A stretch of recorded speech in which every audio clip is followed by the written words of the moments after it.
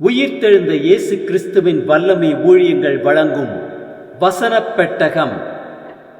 இயேசுவே கர்த்தர். இயேசுவையே தேவன் ஆண்டவரும் கிறிஸ்துவுமாக்கினார். இயேசுவே ராஜாதி ராஜா, கர்த்தாதி கர்த்தா.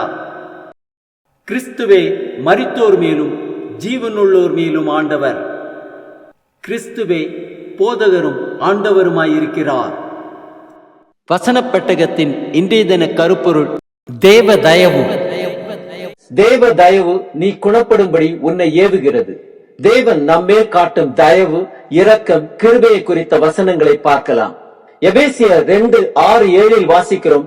கிறிஸ்து இயேசுக்குள் அவர் நம்மிடத்தில் வைத்த தயவினாலே தம்முடைய கிருபையின் மகா மேன்மையான ஐஸ்வர்யத்தை வருங்காலங்களிலே விளங்க செய்வதற்காக கிறிஸ்து இயேசுக்குள் நம்மை அவரோட கூட எழுப்பி உன்னதங்களிலே அவரோட கூட உட்காரம் செய்தார். தீத்து 3:4-5 வாசிக்கிறோம். நம்முடைய இரட்சகராகிய தேவனுடைய தயையும் மனுஷர் மேலுள்ள அன்பும் பிரசன்னமான போது நாம் செய்த நீதியின் கிரியைகளின் நிமித்தம் அவர் நம்மை ரட்சியாமல் தமது இரக்கத்தின்படியே மறு ஜென்ம முழுக்கினாலும் பரிசுத்த ஆவியினுடைய புதிதாக்குதலினாலும் நம்மை ரட்சித்தார். ரூத் 2:20 வாசிக்கிறோம். உயிரோடு இருக்கிறவர்களுக்கும் மரித்தவர்களுக்கும் தயை செய்கிற கர்த்தர். நீதிமொழிகள் 21:21 வாசிக்கிறோம். நீதியையும் தயையும் பின்பற்றுகிறவன் ஜீவனையும் நீதியையும் மகிமையும் கண்டடைவான். லூக்கா 6:36 வாசிக்கிறோம்.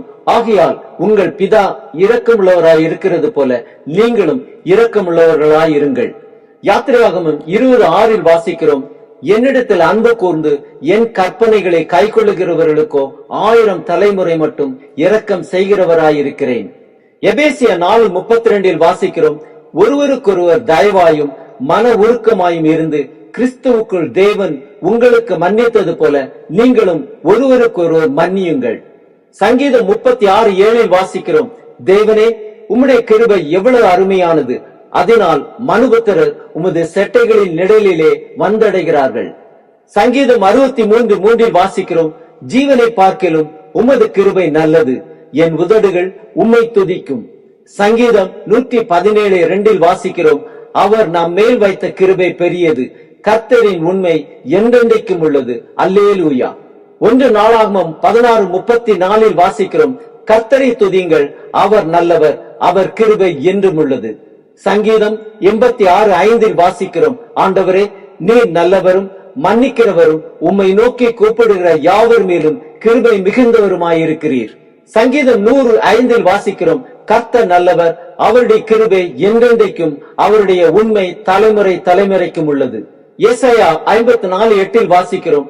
அற்ப காலம் மூண்ட கோபத்தினால் என் முகத்தை இமைப்பொழுது உனக்கு மறைத்தேன், ஆனாலும் நித்திய கிருபையுடன் உனக்கு இறங்குவேன் என்று கர்த்தராகிய உன் மீட்பர் சொல்லுகிறார். எரேமியா 31:3 வாசிக்கிறோம்.